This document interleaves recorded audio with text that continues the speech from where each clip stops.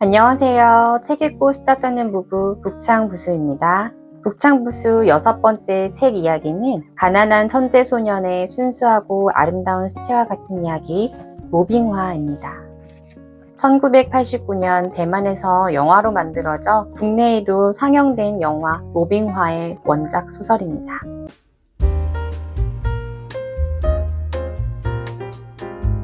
책을 읽으면서 초등학교 때 주말에 명화에서 보고 엉엉 울었던 기억과 주제곡이 떠올랐습니다.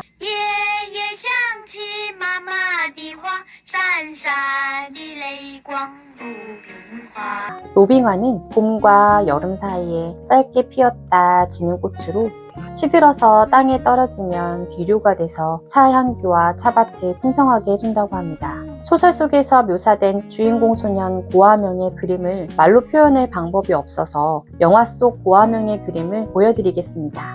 소설과 영화의 내용이 다소 다른 점 감안하시고 봐주세요. 첫 번째, 달을 삼킨 개입니다. 하늘개가 달을 삼켜서 마을이 어두워졌지만 마을 사람들이 북을 치며 겁을 주니 개가 달을 뱉어서 다시 환해졌다고 고아명은 이야기합니다. 두 번째, 파란 태양입니다. 파란 것은 무엇이냐는 선생님의 물음에 아명은 태양이요 라고 대답합니다. 태양이 왜 파란색이야? 라는 물음에 아명은 다시 그래야 아빠가 일할 때 덜 힘들고 쓰러지지 않죠 라고 대답합니다. 세 번째, 괴물 차벌레입니다. 차밭을 망가뜨려서 아버지를 힘들게 하고 학교에도 가지 못하게 만든 차벌레에 대한 증오심을 심술궂은 얼굴과 괴물 같은 모습으로 표현한 그림입니다. 누군가에게는 서대묵 선생님과 같이 부자연스럽고 괴상한 3살짜리 수준의 그림으로 보이지만 어떤 이에게는 느낌 그대로를 제대로 표현한 자연스러움의 정수이자 자신의 자화와 주장을 드러낸 창작 그 자체라고 극찬한 곽운천 선생님과 생각이 같을 것입니다. 아명은 그림을 통해서 자신의 생각을 표현했고 저는 그 속에서 아명의 심성과 독특한 시각을 엿볼 수 있었습니다. 아명과 같은 해석을 한 아직 순수함을 갖고 계신 구독자님이 계셨을지 궁금하네요.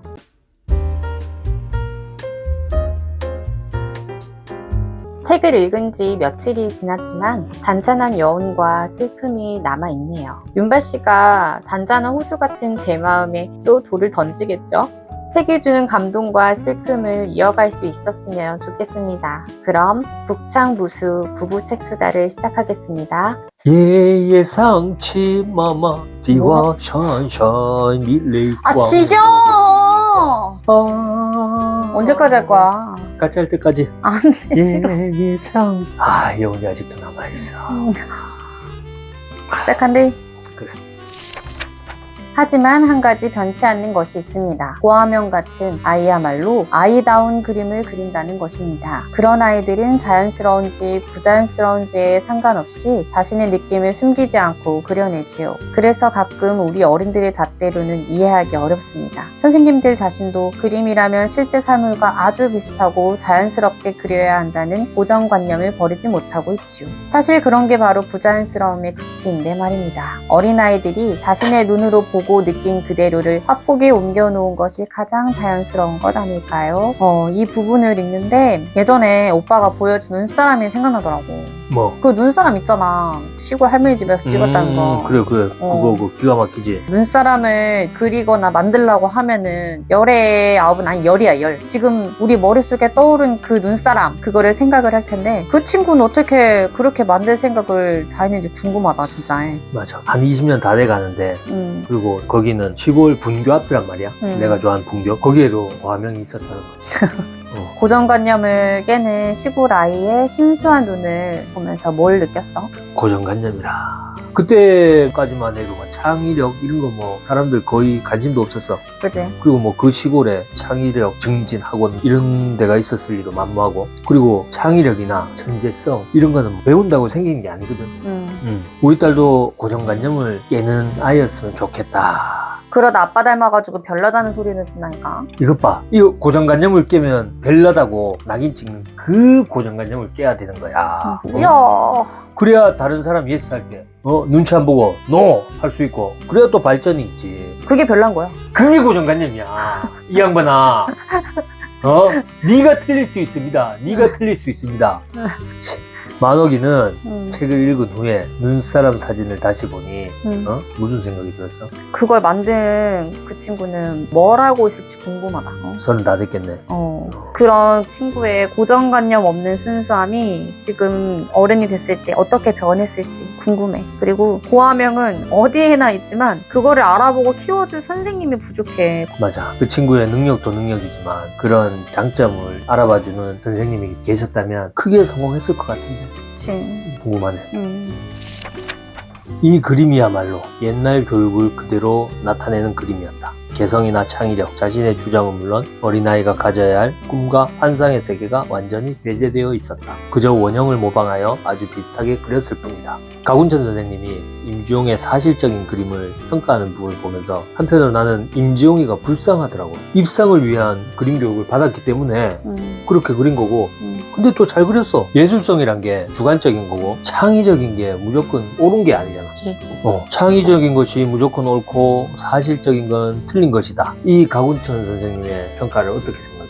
나는 요즘에 핸드폰에 쇼츠나 인스타에서 극사실주의 그림들 있지. 뭐 그런 거 보면은 엄청 신기하고 멋있거든? 진짜 같아. 근데 추상화나 내 기준에 이상한 그림들이 막 몇십억씩 하는 거 보면 이해가 안 가. 맞아. 음모란 자인 내가 봤을 때 이건 대중을 기만하는 게 평단의 농간이야, 농간. 돈 세탁하는 거지. 응? 그러다가 미술하는 사람들한테 욕먹는다. 컨셉 잡았어 아주? 모두에게 욕먹는 남자로? 모욕남 괜찮은데. 난 덮고 다니까 상관없어. 아니 근데 가난한 소년의 천재성이랑 잠재력이 사장되는 게 안타까운 그런 과군천 선생님의 마음도 이해가 되는데 뭐가 맨날 뭐 한쪽도 이해가 되는데 뭐 다른 쪽도 맞는데 양다리 토론이야? 김연기고 아니면 아니지 뭐 하는 거야? 아니 좀 들어봐. 양다리 토론. 아니 내가 친한 언니가 유치원 선생님이랑 상담을 했어. 이 친구는 그림에 창의성이 없어요. 너무 그림이 현실적이에요. 동화책을 많이 읽어주시고 창의력 좀 키워주세요 라고 이렇게 말을 했대. 그래 그때 우리 막 욕하고 그랬잖아. 그래서 선생님 왜 그러시냐 그랬잖아. 창의적인 놈들만 있으면 내가 산으로 간 게 달나라로 간다니까. 아무튼 창의력이 풍부한 애도 있고 사실적인 관찰력이 좋은 애들도 있는데 요즘에는 너무 맹목적으로 창의력 하는 것도 안 좋은 것 같아. 다 일론 머스크면 소는 누가 키우고. 저 끝을 알 수 없는 곳에서 시작되어 정점을 이룰 때면 두 개의 곡선이 가장 가까운 곳에서 잠시 함께할 수는 있지만 끝내 만날 수 없는 쌍곡선이었다. 그 정점을 지나면 또다시 끝을 알 수 없는 곳을 향해 질주해야 하는 것이 쌍곡선의 숙명이자 쌍곡선이 지닌 슬픔이었다. 과군천과 임설군 둘 다 서로에게 강하게 끌리면서도 그것을 표현하면 당장이라도 불이 붙을 것을 너무나 잘 알고 있는 동시에 함께하고 싶을수록 멀어진다는 것도 잘 알고 있었다. 가슴 아파. 뭘 또 가슴이 아파. 나는 여기 책에서 두 사람을 둘러싼 러브라인도 나는 너무 재밌었어. 남 연애하는 거 원래 관심 많잖아. 재밌잖아. 설레잖아.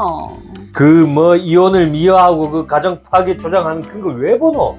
뭐 연애 프로가 돌싱글즈 이런 것만 있냐. 요즘에 많아. 엄청 재밌어 진짜. 잠깐 보고 맨날 그래. 두 사람 보면서 참 안타깝더라고. 로미오랑 줄리엣은 사랑하기라도 했지. 두 사람은 끝이 파멸이라는 거를 서로 아니까 시작을 아예 안 했잖아. 그래서 안타깝다. 근데 우리 딸이 만약에 그런 비련의 여주인공이 되거나 만나는 사람이 아주 완전 개차반이야. 그럼 어떡해? 질문이야. 일단 뭐 남자는 자신감이야. 자신감 있고 뭐 말이나 행동이 가볍지만 않으면 웬만하면 나는 오케이 할 건데 생긴 건 뭐 지 취향이고 뭐. 근데 뭐 엄마 닮으면 눈이 높겠지 뭐. 너 개코 같은 소리를 하고 있어. 오빠 하면서 내가 차 언제? 내릴 때는 언제고 아이고. 근데 누가 봐도 이 개차반이다. 그럼 뭐 방법 있나? 뭐 연변 거지 불러야지. 자꾸 그러고 두근대지 마라 그 연변설 먹고 튀네. 근데 중요한 게 뭔지 아나? 뭔데? 우리 신혼 때 성범죄자 알림 같은 거 보면 주변에 엄청 많았잖아. 발치낀 놈들. 근데 지금은 어때? 진짜 한 명 있더라. 거의 없지. 이게 동네 차이거든. 마찬가지로 우리 딸이 학교나 주변 환경에 따라서 만나는 놈들도 달라진다는 거지. 근데 뭐 돈이 많아야 좋은 동네로 이사를 가지. 뭐 그것도 그렇다. 만옥이는 어때? 엄마 이전에 같은 여자로서. 나는 사랑의 아픔도 한 번씩 경험해보는 것도 나쁘지 않다고는 생각해. 그래야 성숙해지니까. 남자 보는 눈도 생기고. 아픔이 많았나 보네. 아픔 없어. 저는. 근데 만나는 사람이야 뭐 우리가 관여할 거는 아닌 것 같고, 만약에 사윗감이 개차반이면은, 근데 민발이도 결혼 전에 개차반이었잖아. 참 저런 저 정신 나간 소리 좀 하지 마세요 좀. 참네. 나는 우리 딸이 안목을 믿어. 취한 친구들 상대로 얘기하는 거 보니까 남자 보는 눈은 있는 것 같더라. 6살이지만. 그지. 엄마 닮았으면 남자 잘 고를 거야. 아, 왜 자꾸 날 얘기해. 임설분 선생님의 편지 속 내용이야. 예전에 전 그저 아버지의 딸에 지나지 않았으니까요. 참 바보 같죠? 그래요. 정말 바보 같았어요. 하지만 그 모든 게 제 탓만은 아닌 것 같아요. 눈이 가려진 채 자아를 찾아 살펴볼 수가 없었으니까요. 자아라는 것이 무엇인지조차 몰랐던 것 같아요. 20살 넘어서까지 임장수 군수의 딸로만 살아온 본인의 얘기를 하는데 안타깝더라고. 근데 이건 왜 갖고 왔어? 기억 먹지도 않고 폼이야 뭐야 보여주기야? 난지를 걸어, 씨.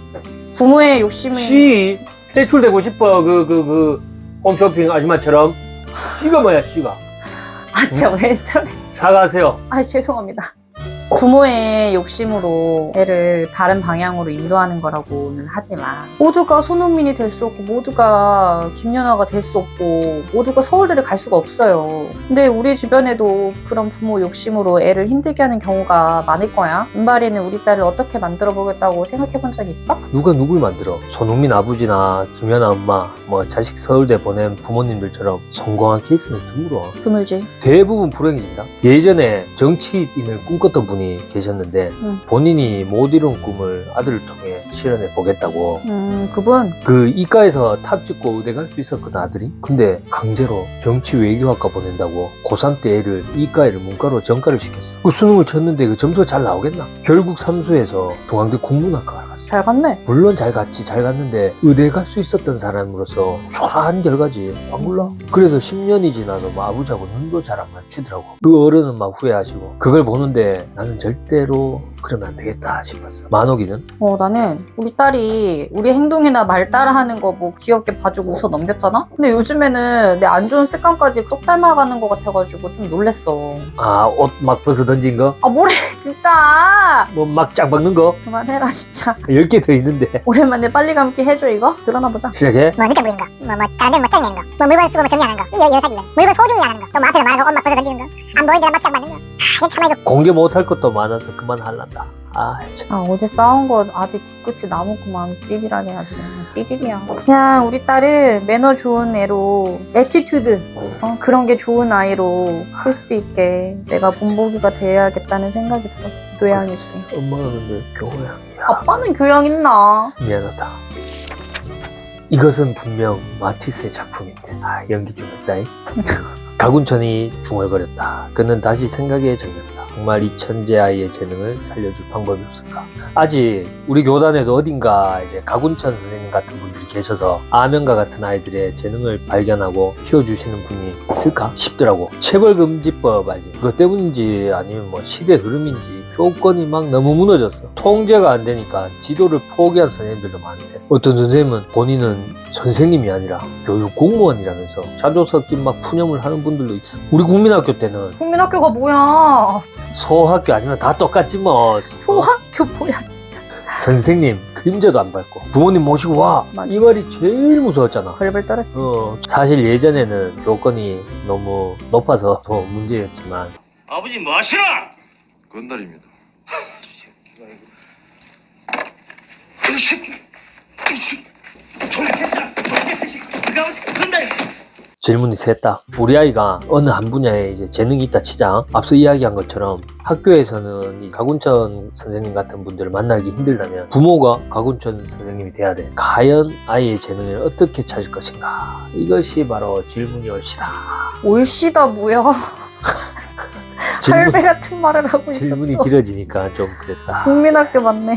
우리 딸한테 어느 분야에 재능이 있다면은 부모로서 서포트 해주는 게 맞아. 근데 그러려면 또 이것저것 시켜봐야지 알 수 있어. 근데 우리가 욕심이 없고 건강하기만을 바란다고 해서 아무것도 안 시키는 것도 아니잖아, 사실. 맞아, 우리는 가군천 선생님이 될 수 없지. 우리 눈에는 뭘 해도 다 천재적으로 보니까요. 우리 엄마도 내가 천재인 줄 알았대.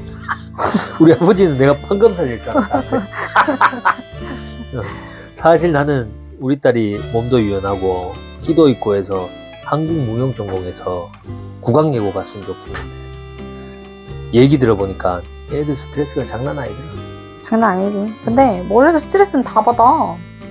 딸 사랑이 너무 커. 심해. 유별나 진짜. 어이 사람 참. 슬슬 끝날 때가 되나 보네 이제. 그냥 내 대답은 우리 아이의 재능을 찾아서 키워주고 싶다면 이것저것 시도는 해봐야 된다. 국민학교를 나온 옛날 사람과 함께한 세대 간의 대화와 소통이었습니다. 박신양 최진실 주연의 편지와 더불어 자신을 울린 유희한 영화라는 윤발씨. 거짓말처럼 그의 외장하드 속에 로빙아가 있었습니다. 소설과 영화 속 내용이 다른 것 같다며 영화를 다시 본 후 윤발씨는 하루에 수십 번 주제가를 흥얼거리고 있네요.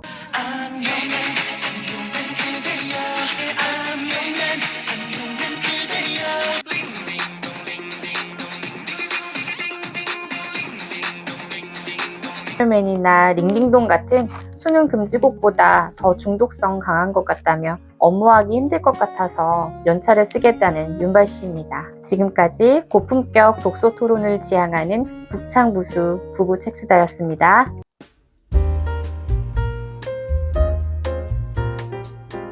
로빙화는 시들어 말라버렸지만 다음 해에 다시 인간 세상에 황급빈 꽃을 피우기 위한 씨를 남겨놓고 갔다. 로빙화는 한 번씩 피고 지면서 차밭을 기름지게 만든다. 하지만 이 세상에서 소리 없이 져버린 귀하고 귀한 어린 천재는 도대체 이 세상에 무엇을 남겼을까? 곽운천은 대답할 수 없었다. 책을 덮고 저자의 물음에 답을 찾고자 한동안 멍하니 앉아 있었어요. 암영의 죽음이 비극이 되지 않는 답을 찾기란 쉽지 않았습니다. 비운의 천재, 무명의 천재, 게으른 천재라는 이름으로 대부분의 천재들은 꽃을 피우지 못한 채 시들어버리지만 재능과 천재성을 알아봐주는 누군가를 만난다면 찬란한 꽃을 피우기도 합니다. 학교를 떠나며 남아있는 임설군 선생님께 암영이 계속 성장할 수 있도록 세심하게 잘 돌봐달라고 부탁하는 곽운천 선생님. 그처럼 저자도 우리에게 마지막 질문을 던지며 계몽되어 달라고 부탁하는 것 같았습니다. 곽 선생님의 도움으로 자아를 찾게 된 임 선생님의 답장 속 일부분입니다. 누구든 평생 눈을 가린 채 살 수는 없겠죠. 당신이 편지에서 말한 것처럼 무지몽매함은 결국 계몽된다는 말이 맞는 것 같아요. 지금이라도 알게 된 것이 너무 늦은 것은 아니라는 생각이 들어요. 전 너무 늦게 그 사실을 알게 된 불행한 사람들을 많이 봐왔거든요. 마흔을 바라보는 저에게도 그리고 여러분에게도 꽃 피우지 못한 잠재력이 아직 남아있을 수 있잖아요. 지금까지 책 읽고 수다 떠는 부부 장부수였습니다. 또 봐요.